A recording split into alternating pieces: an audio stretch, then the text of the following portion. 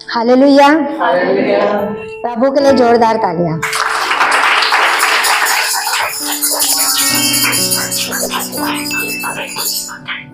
मैं धन्यवाद करती हूँ कि प्रभु मुझे वचन के लिए चुना है, क्योंकि मेरी इच्छा थी कि प्रभु के वचन को मैं बांटूं। प्रभु मेरी इच्छा पूरा किया, इसलिए आपको धन्यवाद। मैं प्रभु को धन्यवाद करती हूँ। हम लोग वचन में जाएंगे। मरकुस पहला चैप्टर 39 वचन, 39 और 40 पढ़ेंगे, दो वचन। सो वह सारे गलील में उनकी सभाओं में जाकर प्रचार करता और दुष्ट आत्माओं को निकालता रहा। और एक कोढ़ी ने उसके पास आकर कहा, उससे विनती की और उसके सामने घुटने टेक कर उससे कहा, यदि तू चाहे तो मुझे शुद्ध कर सकता है। आमीन। यहाँ पर परमेश्वर का वचन ये कहता है कि परमेश्वर गलील देश में जब प्रचार करने गया था, वहाँ पे बहुत सारे दुष्ट आत्माओं को निकाल रहा था। तो उसी समय एक कोढ़ी उस जगह पे आता है। वो कोढ़ी उस जगह पे आता है, प्रभु के सामने घुटने टेकता है।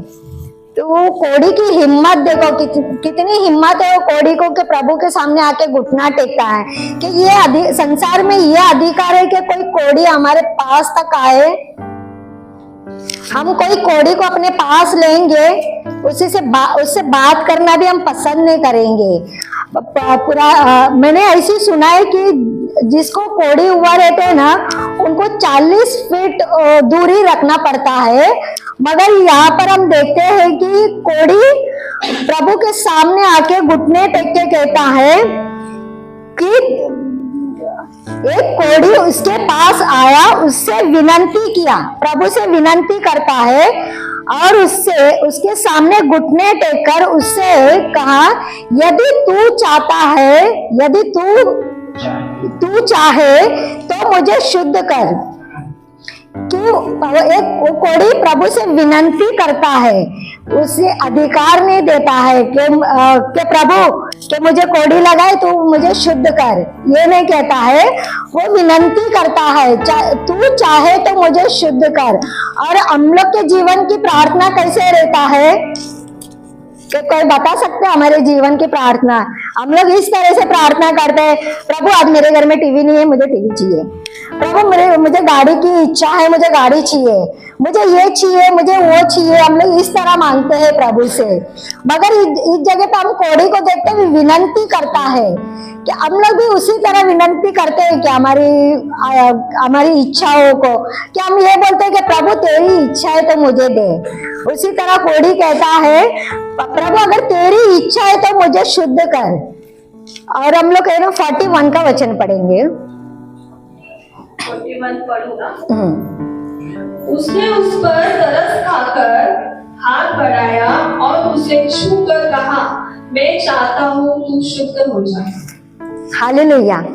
परमेश्वर हमारा कितना दयालु है कि उस पर तरस खाया। मैं एक बात बोलूं, मेरे वचन का कोई बुरा नहीं मानना, क्योंकि यहाँ पर मैंने प्रभु पवित्र आत्मा बात करता है कि परमेश्वर उस पर तरस खाया। मैं एक उदाहरण दूं, हमारे बच्चे अगर हम लोग से कुछ मांगते हैं ना, कुछ डिमांड रखते हैं ना, तो हम लोग की क्या होता है कि इच्छा होता है देने की। तो हम बोलते, पहले तो हम बोलते हैं कि नहीं बेटा ये नहीं होगा, हम दे नहीं पाएंगे, तो हम लोग उतना बोल के टाल देते। मगर हम लोग मन ही मन में ये सोचता है, मेरे बेटे ने ये मांगा है, मुझे देना चाहिए, मेरे बेटे को खुश करना चाहिए। हम लोग इस तरह सोचते। उसी तरह परमेश्वर ने भी उस कोढ़ी पर दया खाया, दया खाकर बोला कि मैं चाहता हूँ तू शुद्ध हो जा। उसी तरह हम भी हमारे बच्चों की जरूरतों को हम पूरा करते हैं, चाहे हमारे जीवन में कितना भी कठिनाई हो, कितनी भी मुसीबत हो, तो भी हम अपने बच्चों के बारे में सोचते हैं। मैं फॉर एग्जाम्पल एक उदाहरण देती हूँ। एक विधवा स्त्री रहती है, तो उसका एक बेटा रहता है। तो उसके घर में कमाने वाले तो कोई नहीं, एक ही लेडीज है। तो वो अपना कमा के ना अपने बच्चों को, अपने बेटे को पढ़ा लिखाती है, अच्छा से उसकी पढ़ाई कंप्लीट कराती है। और उस बेटा बड़ा होकर जब पढ़ाई कंप्लीट होता है, वो बेटा बोलता है माँ को, माँ मैं बाहरगांव जाना चाहता हूँ कि मैं तो आपके लिए और इस गांव के लिए कुछ करना चाहता हूँ। इस तरह वो बेटा बोलता है तो वो मम्मी बोलती है ठीक है बेटा। उस माँ के पास पैसा है या नहीं है वो ये नहीं पता, मगर बेटे ने एक डिमांड रखा कि मुझे बाहरगांव जाना है। उसी तरह उस माँ ने उसके पास जितने भी पैसे इकट्ठे थे लोगों से मदद मांग के उस बेटे को बाहरगांव भेजने की तैयारी करती है। तो वो जब बच्चा बाहरगांव जाते वक्त उसकी माँ बोलती है कि बेटा मैं तो अभी बूढ़ी हो गई हूँ, मैं तो कमा नहीं सकती हूँ, अभी मेरे में इतनी ताकत भी नहीं है कि मैं कमा के खा लूं।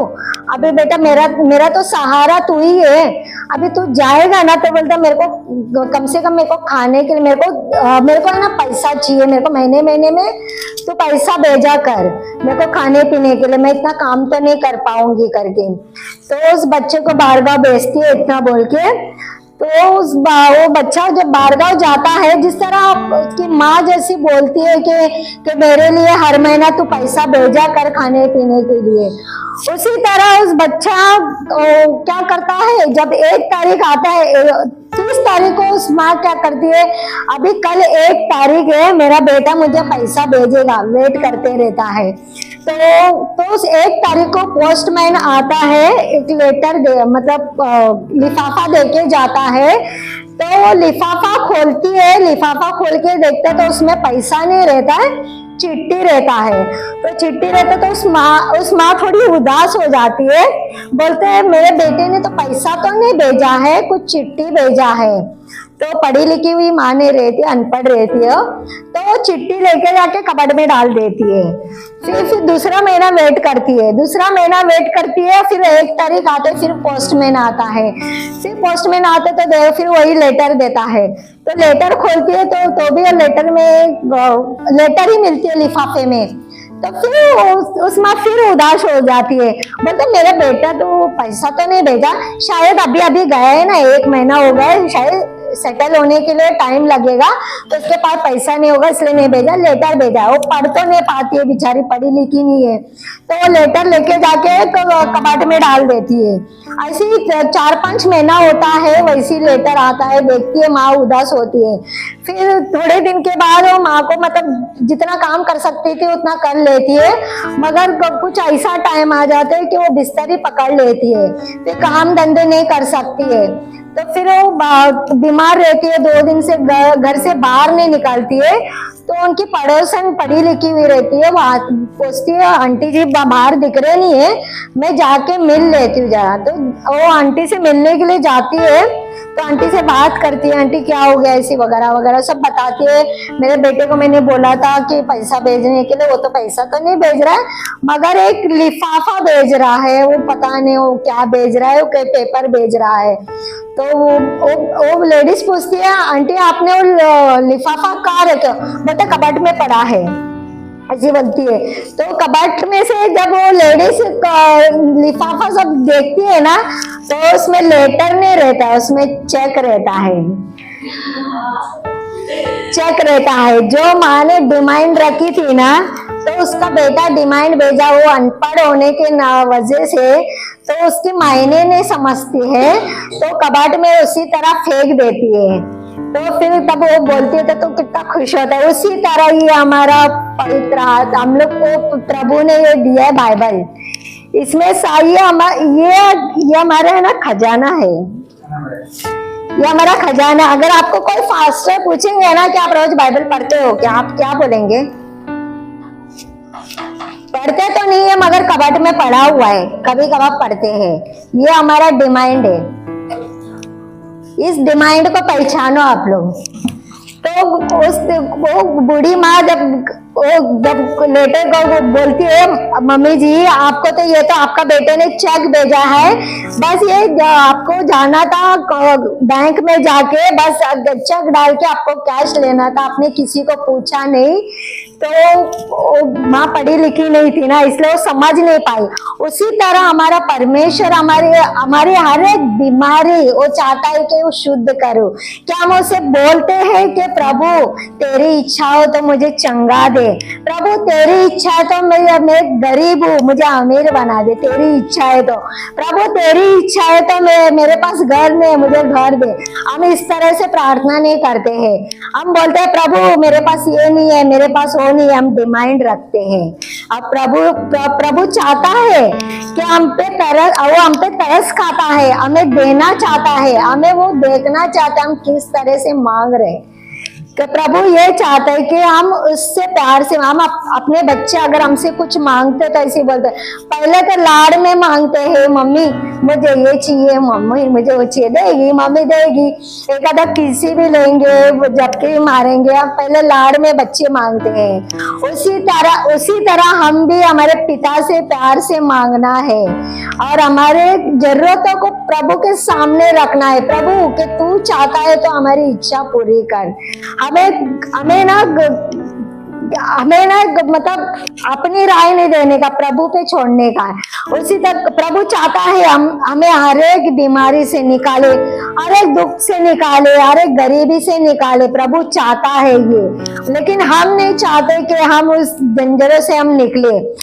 प्रभु ने जब उत्पत्ति में हम देखेंगे, प्रभु ने सारे जगत को बनाया तो प्रभु को ये भी चाहा थी कि कोई मेरे साथ बात करने वाला चाहिए, कोई मेरे साथ उठने बैठने वाले चाहिए। तो प्रभु की वो चाहत थी, तो प्रभु ने आदम को बनाया। तो आदम को भी उसने प्यार से बनाया, अपनी चाहत से बनाया। प्रभु की चाहत थी, वही जो प्रभु की चाहत जो है ना, वो चाहत हमें होना चाहिए कि हम प्रभु को चाहते हैं, हम प्रभु को कितना समय देते हैं, हम प्रभु से कितनी ईमानदारी से रहते हैं। हमें वो चाहत हमें दिखानी चाहिए प्रभु की ईमानदारी में। मैं आपसे एक क्वेश्चन पूछती हूँ, जब प्रभु ने आदम को बनाया था कि मिट्टी से बनाया था तो वचनों के द्वारा बनाया था?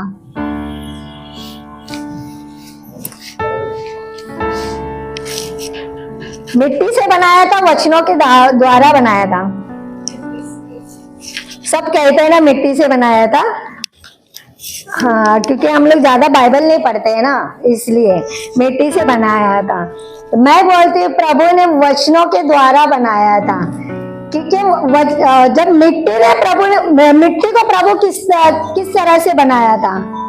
मिट्टी को प्रभु ने वचनों के द्वारा बनाया था, जो उसके मुख से निकलते हुए वचनों के द्वारा बनाया था।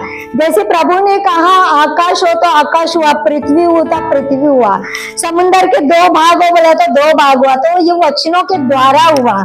प्रभु ने मूर्ति जो बनाया मिट्टी से बनाया, और जो मिट्टी थी वो वचनों के द्वारा बनी हुई थी, प्रभु की मुख से निकली हुई वचनों से बनी हुई थी।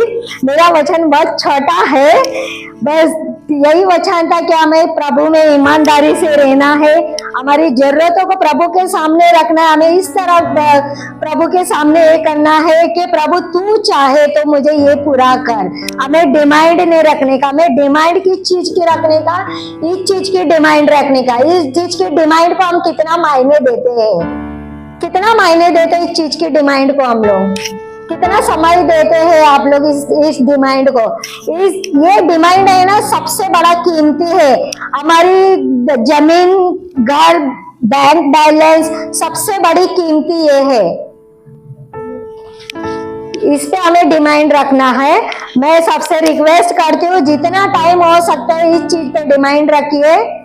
और प्रभु को मैं धन्यवाद करती हूँ इस वचनों के लिए।